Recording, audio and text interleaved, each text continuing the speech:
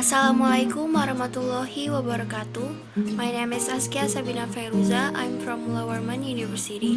In this video, I want to review the next chapter of Theory of Cultural. Chapter 12. Psychoanalytic Approaches to Culture and the Self. The relationship between cultural theory and psychoanalytic theory is a complex one. There are clear affinities in as far as both see social life as essentially about meanings and emphasize the need for interpretation. Sigmund Freud. He argued that identity, personality, and mental function were far more complex than anyone had previously imagined. First, he claimed that there was a basic split between the conscious mind and the hidden unconscious mind. The idea is the realm of the first primitive instinct that wish for immediate gratification. The ego maintains a stable sense of self and is adaptive to reality. It is the seat of reason and common sense. Feelings of conscience and morality can be found in the superego. Post-Freudian theories of self and society. In many ways, civilization and its discontent sets the scene for the shift with its interest in macro-sociological issues and the links between pathology and modernity. The Frankfurt School.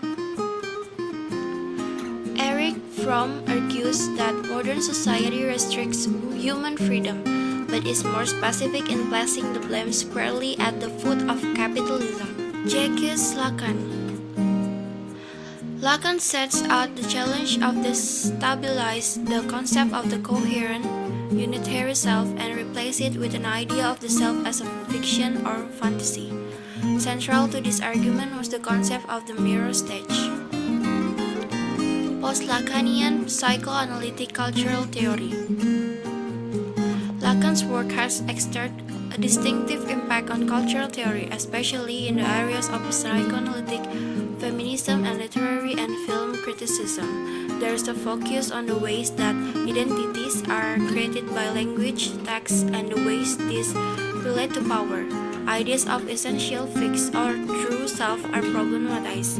Desire, fantasy, and illusion are understood to reproduce inequalities because they are constructed by symbolic structures that are in turn shaped by relation of power. Lacanian psychoanalytic feminism is very much situated on this terrain and represents perhaps the most dynamic contemporary field of psychoanalytic cultural theory. Postmodern psychoanalytic cultural theory. Anti-Oedipus by Gilles Deleuze and Felix Guattari is perhaps the most important text in this tradition. The book celebrates schizophrenia, fragmentation, and desire as radical tendencies in contemporary culture. The rise of capitalism depended on the regimentation and control of desire. Central of this process is Oedipus complex. Endlessly proliferating schizophrenic desire holds out transgressive and anarchic potential which will enable it to break down the psychological and cultural bond areas established by capitalism. Capitalism thrives on this channeling of desire and libidinal energies through the profilization of science and commodities. Some concluding comments. For contemporary cultural theories, psychoanalytic theory has clearly offered the most elaborate and attractive discourse on the self. It is an area marked by continuing theoretical innovation that has attracted a number of formidable thinkers to its ranks. Many of the central claims of psychoanalysis remains untested.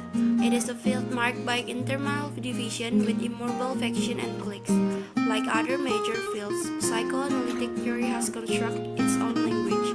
It operates with a priori belief that people are repressed, neurotic, sick, and so on. Thank you so much for your attention. Wassalamualaikum warahmatullahi wabarakatuh.